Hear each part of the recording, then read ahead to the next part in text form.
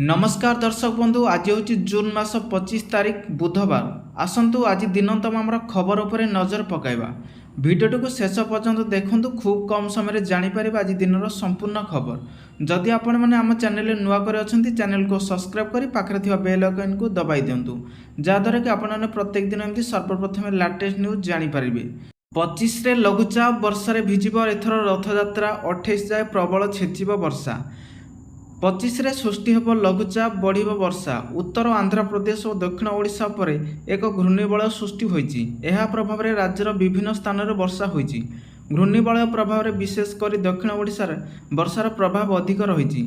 आज रायगड़ा, कोरापुट, मालकानगिरी, गंजाम, गजपति, खोर्धा, पुरी, जगतसिंहपुर, नवरंगपुर, कलाहांडी, कंधमाल, नुआपड़ा, बलांगीर और नयागढ़, ढेंकानाल जिलार अधिकांश स्थान में हालुकार मध्यम वर्षा संभावना रही।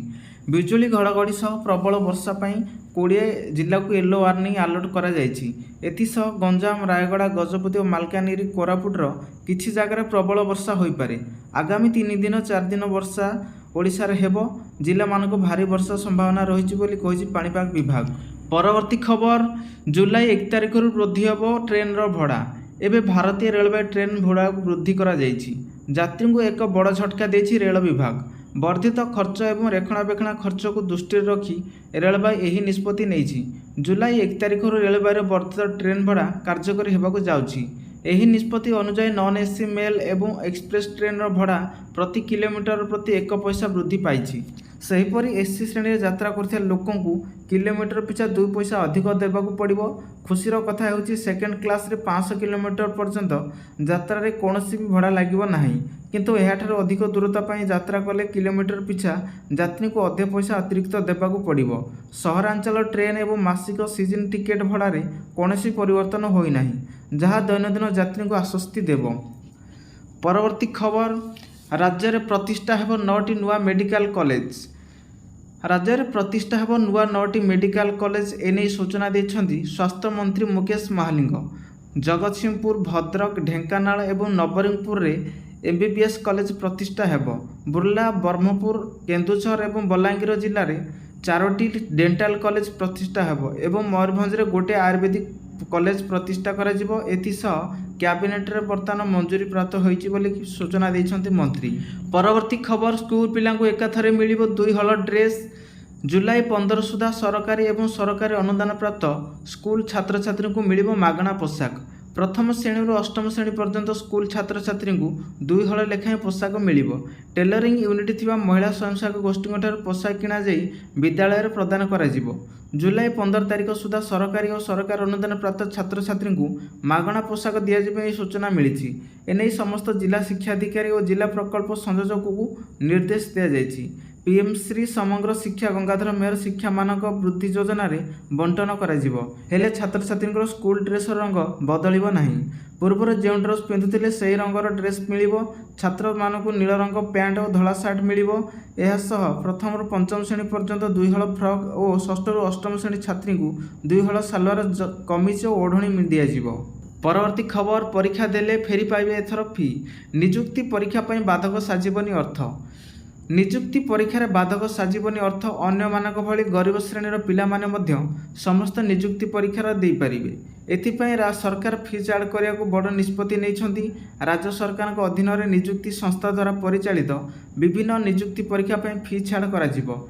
एने सरकार पक्षर Odisha public service commission, Odisha staff selection commission एवं ओडिशा सब ऑर्डिनेंस स्टाफ सिलेक्शन कमिशन को साधारण प्रशासन अतिरिक्त सचिव सागरिका होता चिठी लिखिछंती। लक्ष लक्ष पिला सरकारी चाकरी करने आशा रे विभिन्न निजुक्ति परीक्षा देउछंती, हेले अधिकांश पिला आवेदन करि पारु नाहंती। सेहीपरि अर्थाभाव जो बहु पिला निजुक्ति परीक्षा देबाक पछघुंचा देउछंती। तेणु आवेदन करि परीक्षा देउनथिबा पिला और फी पाई आवेदन करनथिबा पिला को उत्साहित करिया को एही सरकार निष्पत्ति नेइछंती।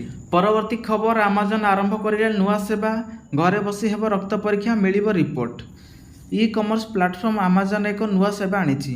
गत रविवार दिन अमेजन भारत में घरोई डायग्नोस्टिक सेवा अमेजन डायग्नोस्टिक सेवा आरंभ करिछि।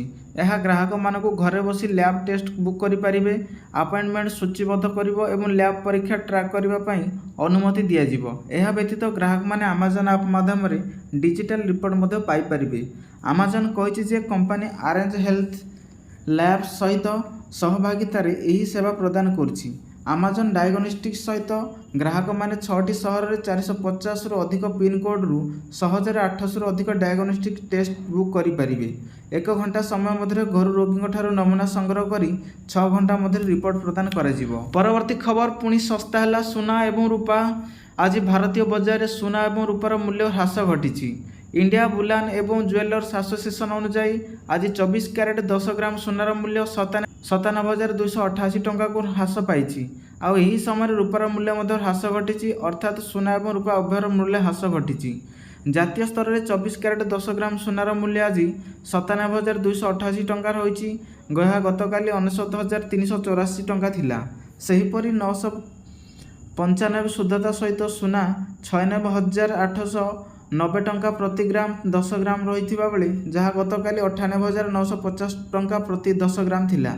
22 କ୍ୟାରେଟ ସୁନା ବିଷୟରେ କହିବାକୁ ଗଲେ ଏହା ଆଜି 89,116 ଟଙ୍କା ପ୍ରତି 10 ଗ୍ରାମ ରହିଛି, ଯାହା ଗତକାଲି 91,000 ଟଙ୍କା ଥିଲା। ପରବର୍ତ୍ତୀ ଖବର 101 ଜାଗାରେ ପ୍ରତିଷ୍ଠା ହେବ ସାଇନ୍ସ ସିଟି। ଗଣିତ ଓ ପ୍ରୟୋଗ ପ୍ରତିଷ୍ଠାନର ଗ୍ରନ୍ଥାଗାର ଅଟ୍ଟାଳିକାର ହେଲା ଶିଳାନ୍ୟାସ। ରାଜଧାନୀ ଉପକଣ୍ଠ ଭରତପୁର ସ୍ଥିତ ଗଣିତ ଓ ପ୍ରୟୋଗ ପ୍ରତିଷ୍ଠାନର ନୂତନ ଗ୍ରନ୍ଥାଗାର ଅଟ୍ଟାଳିକାର ଭିତ୍ତିପ୍ରସ୍ତର ସ୍ଥାପନ କରାଯାଇଛି। ମୁଖ୍ୟ ଅତିଥି ଭାବେ ବିଜ୍ଞାନ ଓ କାରିଗରୀ ମନ୍ତ୍ରୀ କୃଷ୍ଣଚନ୍ଦ୍ର ପାତ୍ର ଯୋଗ ଦେଇ ପ୍ରକଳ୍ପର ଶିଳାନ୍ୟାସ କରିଥିଲେ। 26 କୋଟି ଟଙ୍କା ବ୍ୟୟରେ ଏହି ଅଟ୍ଟାଳିକା ନିର୍ମାଣ ହେବ। ପ୍ରଥମ ପର୍ଯ୍ୟାୟରେ ଶିକ୍ଷକ ଆବାସ ଗୃହ, ଛାତ୍ରାବାସ ଏବଂ ଶ୍ରେଣୀଗୃହ ନିର୍ମାଣ କରାଯିବ ବୋଲି ସୂଚନା ମିଳିଛି। ମନ୍ତ୍ରୀ ଶ୍ରୀ ପାତ୍ର କହିଛନ୍ତି ଯେ ଗଣିତରେ ଉଚ୍ଚ କୋଟିର ଗବେଷଣା ଓ ଗଣିତ ଶିକ୍ଷାକୁ ବିଦ୍ୟାଳୟ ଓ ମହାବିଦ୍ୟାଳୟ ସ୍ତରରେ ବୋଧଗମ୍ୟ କରିବା, ଶିକ୍ଷା ଓ ଶିକ୍ଷକମାନଙ୍କ ନିମନ୍ତେ ତାଲିମ ଶିବିର ଆୟୋଜନ କରିବା କ୍ଷେତ୍ରରେ ପ୍ରତିଷ୍ଠାନ ହୋଇଛି ଏହି ପ୍ରମୁଖ ଶିବିର। ଗଣିତ କ୍ଷେତ୍ରରେ ପ୍ରୟୋଗାତ୍ମକ ଗବେଷଣା କରାଯିବା ପାଇଁ ସମସ୍ତ ଭିତ୍ତିଭୂମି ଯୋଗାଇ ଦେବାକୁ ସରକାର ପ୍ରତିଶ୍ରୁତିବଦ୍ଧ। ଏହା ବାଦ ରାଜଧାନୀ 101 ଜାଗାରେ ସାଇନ୍ସ ସିଟି ପ୍ରତିଷ୍ଠା ସହ ଜୈବ ପ୍ରଯୁକ୍ତି ବିଜ୍ଞାନ ଅନ୍ତର୍ଗତ ପ୍ରମୁଖ ସିଟି ମଧ୍ୟ ତିଆରି କରାଯିବ। ପରବର୍ତ୍ତୀ ଖବର ରାଜ୍ୟରେ ଆବଶ୍ୟକ ହେଉଛି ଆଉ 500 ରାଇସ୍ ମିଲ୍, ସୂଚନା ଦେଲେ ଯୋଗାଣ ମନ୍ତ୍ରୀ। ରାଜ୍ୟରେ ଦରକାର ଅଛି ଆଉ 500 ରାଇସ୍ ମିଲ୍। ଏନେଇ ଆଜି ସୂଚନା ଦେଇଛନ୍ତି ଯୋଗାଣ ମନ୍ତ୍ରୀ କୃଷ୍ଣଚନ୍ଦ୍ର ପାତ୍ର। ସେ କହିଛନ୍ତି ରାଜ୍ୟରେ ରାଇସ୍ ମିଲ୍ ଓ ଚାଉଳ ରପ୍ତାନି ନେଇ ଅସୁବିଧା ଦେଖାଦେଉଛି। ମିଲ୍ ଅଭାବରୁ ଧାନ ଉଠାଇବାର ଅସୁବିଧା ହେଉଛି, ତେଣୁ ରାଜ୍ୟରେ ଆହୁରି 400ରୁ 500 ରାଇସ୍ ମିଲ୍ ଆବଶ୍ୟକତା ରହିଛି। ସେ କହିଛନ୍ତି ଆମ ରାଜ୍ୟରେ 1400 ରାଇସ୍ ମିଲ୍ ରହିଛି। ଆଉ ମିଲ୍ ଖୋଲିଲେ ସରକାର 50% ସବସିଡି ଦେବେ। ରାଜ୍ୟର ଉତ୍ପାଦିତ ଚାଉଳରୁ 46 ଲକ୍ଷ ମେଟ୍ରିକ୍ ଟନ୍ ଯାଉଛି। ବଳକା 12ରୁ 15 ମେଟ୍ରିକ୍ ଟନ୍ ଚାଉଳ ଆମ ପାଖରେ ରହୁଛି। ନୂଆ ପଲିସି କରାଯିବ, ବଳକା ଚାଉଳକୁ ରପ୍ତାନି ମଧ୍ୟ କରାଯିବ। ପରବର୍ତ୍ତୀ ଖବର ଭାରତରେ ହାଇଡ୍ରୋଜେନ୍ ବିପ୍ଳବ ଆରମ୍ଭ। ଗୁଜରାଟର କଚ୍ଛରେ ଦେଶର ପ୍ରଥମ ଅପଗ୍ରେଡ୍ ସବୁଜ ହାଇଡ୍ରୋଜେନ୍ ପ୍ଲାଣ୍ଟ ସ୍ଥାପନ କଲା ଆଦାନୀ ଗ୍ରୁପ୍। ଭାରତର ପ୍ରଥମ ଅପଗ୍ରେଡ୍ ସବୁଜ ହାଇଡ୍ରୋଜେନ୍ ପାଇଲଟ ପ୍ଲାଣ୍ଟର ସଫଳ କାର୍ଯ୍ୟକ୍ଷମତା ସୋମବାର କରିଛି ଆଦାନୀ ଗ୍ରୁପ୍। ଏହି ଅତ୍ୟାଧୁନିକ ପ୍ଲାଣ୍ଟ ଗୁଜରାଟର କଚ୍ଛ ଅଞ୍ଚଳରେ ସ୍ଥାପିତ ହୋଇଛି, ଯାହା ଦେଶର ସ୍ୱଚ୍ଛ ଶକ୍ତି ଯାତ୍ରାରେ ଏକ ମାଇଲଖୁଣ୍ଟ ପ୍ରମାଣିତ ହୋଇପାରେ। ଏହି ଅତ୍ୟାଧୁନିକ ପ୍ଲାଣ୍ଟର ସବୁଠାରୁ ବଡ଼ ବୈଶିଷ୍ଟ୍ୟ ହେଉଛି ଏହା ସମ୍ପୂର୍ଣ୍ଣ ସୌରଶକ୍ତି ଉପରେ ଆଧାରିତ ଏବଂ ବ୍ୟାଟେରୀ ଶକ୍ତି ସଂରକ୍ଷଣ ପ୍ରଣାଳୀ ସହିତ ସଜ୍ଜିତ। ଏହା ଏହି ପ୍ଲାଣ୍ଟକୁ ସମ୍ପୂର୍ଣ୍ଣ ଅପଗ୍ରେଡ୍ କାମ କରିବାକୁ ସକ୍ଷମ କରିଥାଏ, ଯାହା ବିକେନ୍ଦ୍ରୀୟ ଏବଂ ନବୀକରଣ ଶକ୍ତିଚାଳିତ ହାଇଡ୍ରୋଜେନ୍ ଉତ୍ପାଦନର ଏକ ନୂତନ ମଡେଲ ସ୍ଥାପନ କରେ। ପରବର୍ତ୍ତୀ ଖବର ଇରାନ ଏବଂ ଇସ୍ରାଏଲର ଯୁଦ୍ଧ ହେଲା ବନ୍ଦ। 12 ଦିନର ଯୁଦ୍ଧରେ ଲାଗିଲା ବିରାମ। ଅସ୍ତ୍ରବିରତି ଘୋଷଣା କଲେ ଟ୍ରମ୍ପ। ବନ୍ଦ ହେଲା ଯୁଦ୍ଧ। ଇରାନ ଇସ୍ରାଏଲ ମଧ୍ୟରେ ଚାଲିଥିବା ଯୁଦ୍ଧ ଶେଷ ହୋଇଛି। 12 ଦିନ ମଧ୍ୟରେ ବିରାମ ଲଗାଇଥିବା ନେଇ ଟ୍ରମ୍ପ ଘୋଷଣା କରିଛନ୍ତି। ତେବେ ଟ୍ରମ୍ପ ଘୋଷଣାକୁ ଇରାନ ମାନିନି, କହିଛି ଏଯାଏ କୌଣସି ଯୁଦ୍ଧ ବନ୍ଦ ହୋଇନି ବୋଲି ଚୁକ୍ତିନାମା ହୋଇନାହିଁ। ଇରାନର ପ୍ରତିଶୋଧ ଆଗରେ ନଇଁଲା ଆମେରିକା। ଯାହା ଆଶଙ୍କା କରାଯାଉଥିଲା ତାହା ସତ ହୋଇଛି। ଆମେରିକା ଆକ୍ରମଣର ପ୍ରତିଶୋଧ ନେଇଛି ଇରାନ। ଆମେରିକୀୟ ଆକ୍ରମଣ ଜବାବରେ ଇରାନ କତର ଓ ଇରାକରେ ଥିବା ଆମେରିକୀୟ ସେନା ଘାଟି ଉପରେ କ୍ଷେପଣାସ୍ତ୍ର ଆକ୍ରମଣ କରିଛି। କତରରେ ଥିବା ଆମେରିକା ସୈନ୍ୟ ଠିକଣା ଉପରେ ମିସାଇଲ୍ ଆକ୍ରମଣ କରିଛି ଇରାନ। ଅଲ୍ ଉଦି ଏୟାରବେସ୍ ଉପରେ ଆକ୍ରମଣ କରିଥିବା ସୂଚନା ମିଳିଛି। କତର ରାଜଧାନୀ ଦୋହାରେ ଜୋରଦାର ବିସ୍ଫୋରଣ ଶୁଣିବାକୁ ମିଳିଛି। ଇରାନ ମିସାଇଲକୁ ନଷ୍ଟ କରିବାକୁ ଏୟାର ଡିଫେନ୍ସ ସିଷ୍ଟମ ଆକ୍ଟିଭ କରିଛି ଆମେରିକା। ପରବର୍ତ୍ତୀ ଖବର ଶ୍ରୀକ୍ଷେତ୍ର ଯିବାରେ ହେବନି ଅସୁବିଧା। ରଥଯାତ୍ରା ପାଇଁ ଲଞ୍ଚ ହେଲା ଇକୋର ଯାତ୍ରା ଆପ୍। ପୂର୍ବତଟ ରେଳବାଇ ପକ୍ଷରୁ ଆଜି ଲଞ୍ଚ ହେଲା ଇକୋର ଯାତ୍ରା ଆପ୍। ରଥଯାତ୍ରାକୁ ଦୃଷ୍ଟିରେ ରଖି ଏହି ଆପ୍ ଲଞ୍ଚ କରାଯାଇଛି। ରଥଯାତ୍ରାରେ ଆସିବାକୁ ଥିବା ଭକ୍ତଙ୍କୁ ଟ୍ରେନ୍ର ସଠିକ୍ ଟାଇମ୍ ଦର୍ଶାଇବା ପାଇଁ ଏହି ଆପ୍ ସାହାଯ୍ୟ କରିବ। ବର୍ତ୍ତମାନ ଏହି ଆପ୍ ଗୁଗଲ ପ୍ଲେ ଷ୍ଟୋରରେ ଉପଲବ୍ଧ ଅଛି। ट्रेन टिकेट बुकिंग, यात्रार मैप एवं ट्रेन शेड्यूल नहीं समस्त तथ्य यात्री मानक यही आप्रु मिल पार। एकाधिक भाषा यही आप को व्यवहार कर ऑप्शन रही। परवर्ती खबर ईपीएफ बड़ घोषणा 5 लाख पर्यंत मिल आडभांस टंका। ईपीएफ सदस्यों एक बड़ आश्वस्ति खबर। एवं जदि आप पीएफ आकाउंट आडभांस नाक चाहती तेज आपन को अधिक अपेक्षा करने को पड़ो ना। सरकार ऑटो सेटलमेंट लिमिट को 1 लाख टंकार 5 लाख टंका पर्यंत वृद्धि कर।